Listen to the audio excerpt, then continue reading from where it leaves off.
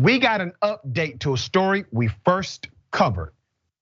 A public safety director who told a child, a young person, that he's the chief of police, which was a lie. This public safety director has now been charged with a crime. As we said, he should have been on day one. Nobody's above the law. Let me remind you of the video. Here it is. I'm gonna beat your ass, and then I'm gonna take you to jail. What? What'd I do? Get out of here. I didn't even do that. Yeah, you did. What'd I do? What'd I do? Go. That battery? Get out of here. It's disturbing the peace. You hit me because of disturbing the Yeah, it's a crime. You need to go. How did I disturb me? I didn't see anyone. I'll pick up. You need to get out of here. Right now, you disturbed my peace. Leave. You just committed battery. No. Yes. No, You hit me you're with a not. flashlight. That's battery. Get out of here. How is that right? Leave. Battery, right? Mm-hmm. Call the cops. Yep, that's right. You call the cops. You just committed battery, right? Chief of police. Call the cops.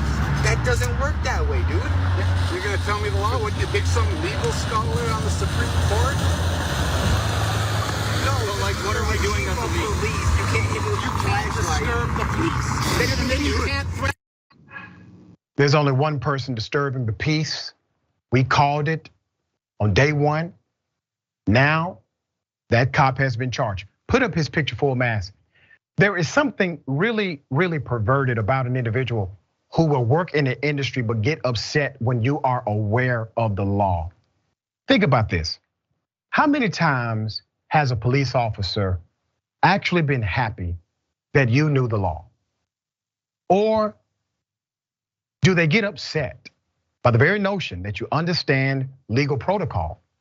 You see, officers who are sworn to uphold the law should be thrilled that there are citizens who know it. Let me put it in another context. It would be like me being a professor and I'm upset that a student is aware of the subject matter. I'm happy when a student is aware of the subject matter I teach, because that is the standard I uphold. I'm a professor. If you are a law enforcement agent, you should be happy that there are citizens who are aware of the law, because this is what you do, this is what you uphold. How can you be antithetical to the very thing you took an oath to? That's perversion, in my opinion.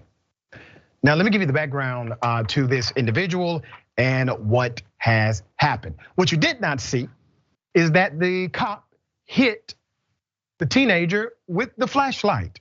All right, that's a crime. It's unwanted physical contact is what it is. The former Michigan public safety director who allegedly threatened and assaulted teenagers has now been charged. His name is Michael Cecchini. Michael threatened and assaulted teenagers, according to the narrative, who were riding bird scooters in a park or a parking lot. He's been charged. Allegedly also struck one of the teens with a flashlight. He was off duty at the time, but used his badge while threatening the teens with violence. No one is above the law, and members of law enforcement should not expect special treatment when they abuse their authority. That's what the Michigan Attorney General said in regards to the incident. So the public safety director is charged with misdemeanor assault and battery. And let me throw it to you this way, Ms. Dahl. So he's charged. I mean, he did not beat the teenagers, he hit them, all right? That's the allegation. That is unwanted physical contact. Obviously, it is against the law to do so. Anybody else would have been charged with a misdemeanor as well. But you see, he's an officer. And he did a few things here that I find to be quite egregious, and I would like your comments on it. Number one, he was menacing. I mean, he basically utilized his position to intimidate a citizen. That should be an aggravator to the offense, in my opinion. Also, he misrepresented his post. He's a public safety director. Now, granted, he said he was chief of police, which is typically a lower level than public safety director. But naturally, it is not his represented designation. He was not the chief of police, he was the public safety director. Is there some there? All right, what are your thoughts? I think you're right. They probably could have, if they had wanted to, kind of gotten even a little bit more creative in terms of maybe like, with his, especially with intimidation and harassment, I think for sure. But the fact that he even got charged with assault, I think is progress, right? I feel like we've talked about stories like this, and I think 5 years ago, he probably wouldn't have been charged at all. Yeah. So at least there's progress in that. And I have to say, I 100% agree with you about, it just being a power struggle, and that people should know the law, and he should not be upset by that. And that's actually one of the reasons why I love being a legal analyst, is because I feel like we often think that the law the knowledge of the law should only belong to some people. And I think the law is actually quite simple, and it's power for us to know, what does the Supreme Court decision really mean? What is that bill that Congress is passing in my name? What are my rights when a police officer stops me? Like, all of that stuff is so accessible, and I love talking about that with people, because I think the more that we all really understand what is going on in our names, which everybody absolutely can, it's, I think, really simple.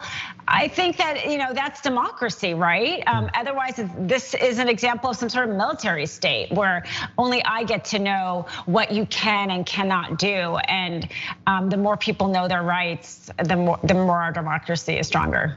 I agree 100% with that. So this guy is no longer the public safety director, just so everyone knows that. And he shouldn't be. But think about it. If a kid is able to bruise your ego like that, imagine how he has dealt with other people in his profession.